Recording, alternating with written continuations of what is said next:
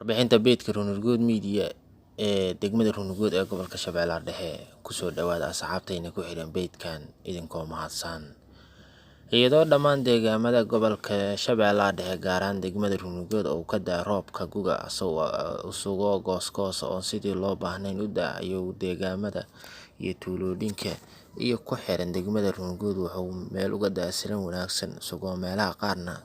ka karin buuday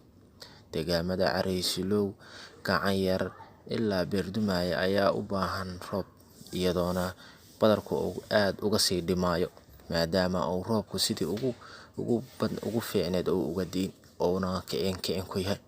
deegaamada rasta ku jooginta ka kora raagbaada shilanta lagu lugaha iyo jadweynta geela la daajiyo ayuu si wanaagsan uga daa roobka guga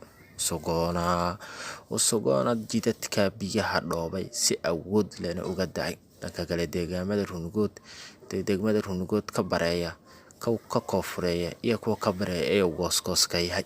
sugoona roobku sidii loo baahnay oo ka diin iyadoona dhammaan dadka deegaankaas ay ku sheegaan inay wali ka sugayaan Rabbi subxaanahu wa ta'aala inuu mar kale u keeno roobka guga oo si wanaagsan deegaamada uga daa degmada Ruunirgood ee gobolka Shabeellaha Dhexe oo dhaqamadii hore bedelmeen oo baraag laga cabin oo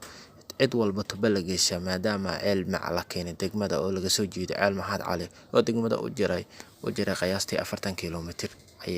ayaan baraagaha biyo gelin iska toon sidaas aan loo baahnayn in baraagaha biyo galaan maadaama ay guriga biyo yaali deegaamada waqooyi ee Hilowlaga barigiisa ayuu soo roobku si goos uga daay sugo dhammaan dhulka deexda ah roobku aad ugu yar yahay iyadoona dhammaan xoolihii deexda la geeyay ay walahi cuud cunaan ay waaye maadaama uu roobku si wanaagsan uga di dhanka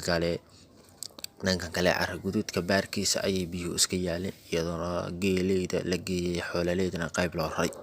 dadka deegaamada iyo bartamaha iyo bariga iyo waqooyiga ku nool degmada Ruunirgood ayaa ku sheegay in meelaha qaar roobku oo aad ugu yar yahay beedka Ruunirgood Media oo mar walba ka soo hadla deegaamada iyo degmada Ruunirgood wixii ku soo kordhay ayaa wareysi kala duwan la yeeshay 17 qofood oo ku kala sugan dhammaan deegaamada aan kor ku xusan dadka deegaanka waxay noo sheegeen inuu meelaha qaar roobku uga daay iyadoona ciidaha beeraleyda ay u qodan yihiin wax baco la yiraahdo oo dhulka la geliyo